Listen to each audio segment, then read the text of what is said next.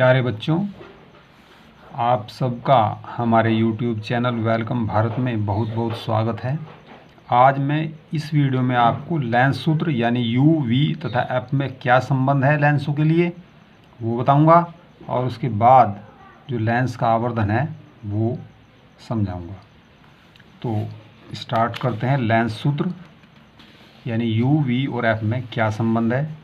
ये इसका जो निगमन है वो आपके कोर्स में नहीं है, आपको डायरेक्ट ही ये याद रखना है।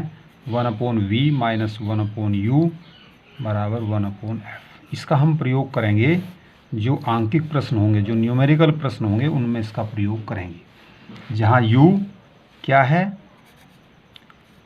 वस्तु की दूरी है। वस्तु की दूरी का मतलब लेंस से वस्तु की दूरी। लेंस से वस्तु बाईं ओर कितनी दूरी पर रखी हुई है, v है। लेंस से प्रतिबिंब की दूरी,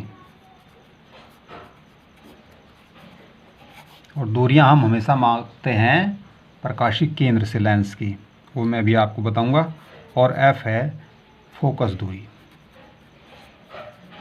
तो इन तीनों में ये संबंध है, ये सूत्र है। इनमें से दो राशियों को देगा और तीसरी राशि आपसे वो ज्ञात कराएगा, पूछ लेगा कि इसका मान कितना होगा, ये न्यूमेरिकल क्वेश्चंस में।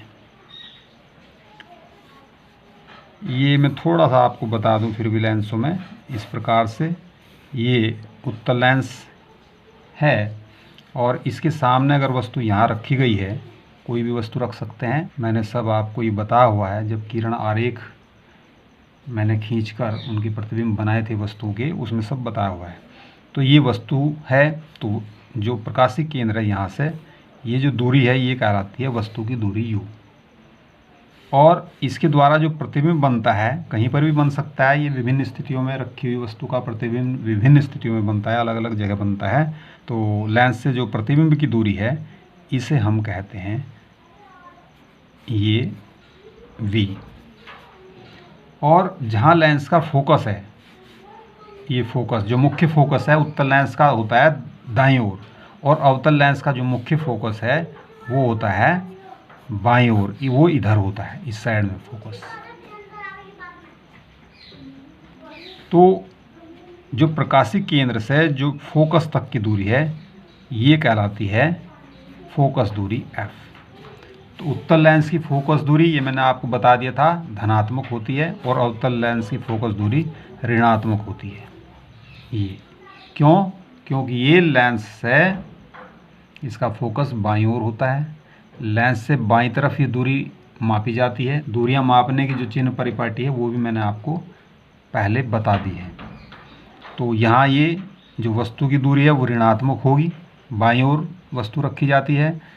और प्रतिबिंब अगर दाईं ओर बनता है तो धनात्मक दूरी हो जाएगी, v धनात्मक हो जाएगा, प्लस हो जाएगा। और अगर प्रतिबिंब इधर ही बनता है, जो आभासी प्रतिबिंब बना था इसमें एक यही इस साइड में, तो उस स्थिति में वस्तु की दूरी v ऋणात्मक हो जाएगी।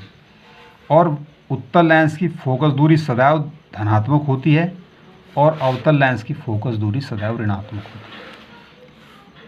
है। ये सब जब हम प्लस माइनस का प्रयोग करेंगे आंकिक प्रश्नों में, न्यूमेरिकल क्वेश्चंस में, तब आपकी समझ में और ज़्यादा आ जाएगा। अब हम पढ़ते हैं आवर्धन। सेम जैसे दर्पणों में आवर्धन था, इसमें भी वही है। लेंस द्वारा बने प्रतिबिंब की ऊंचाई, इसे हमने h डैश से प्रदर्शित किया था, तथा जो वस्तु की ऊंचाई है, वस्तु की ऊंचाई या लंबाई भी आप कह सकते हैं, के अनुपात को लेंस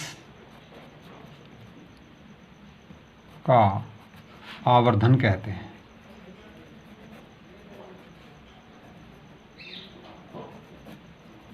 इससे ये पता चलता है कि लेंस जो है वस्तु का जो साइज है, उसकी जो लंबाई है, उसे कितना आवर्धित करता है, बढ़ाता है, घटाता है, 2 गुना करता है, 3 गुना करता है, या आधा करता है, 1/4 करता है।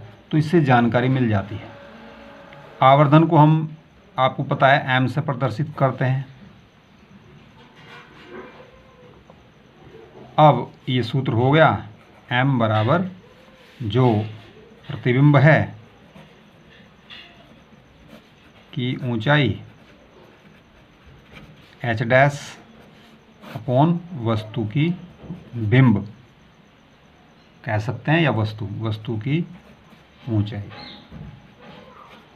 ये होगा एच। या आप ऐसे भी लिख सकते हैं, एम बराबर एच डैश अपॉन एच, फार्मूले के रूप में आप इसे याद कर सकते हैं। अगर हमें इसे ही यू वी के पदों में लिखना है तो आप इस प्रकार से लिख सकते हैं, जो एम है वो होता है v अपॉन यू।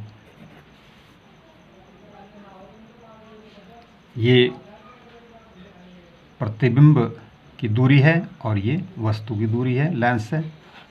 तो जब m का मान ये है, इसे भी आप मान लिया समीकरण 1 ये है, समीकरण 2 ये है, तो ये भी m का मान है, ये भी m का मान है। तो आप इसे इस प्रकार भी लिख सकते हैं कि एच डैश अपॉन एच बराबर v अपॉन यू।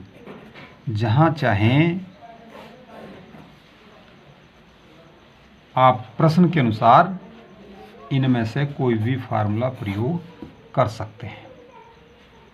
आपको हमारा वीडियो अच्छा लगा तो उसे लाइक करें और हमारे वीडियो को आप अपने दोस्तों में शेयर करें, और इसे भली भांति सभी वीडियोज़ को अच्छी प्रकार से आप देखें, और देख करके आप उसे कॉपी पर स्वयं करके देखें। और अगर कोई चीज़ समझ में नहीं आती है तो आप कमेंट में हमसे पूछ लें, कमेंट में लिख दें, तो मैं उसमें आपको उसका उत्तर दे दूँगा।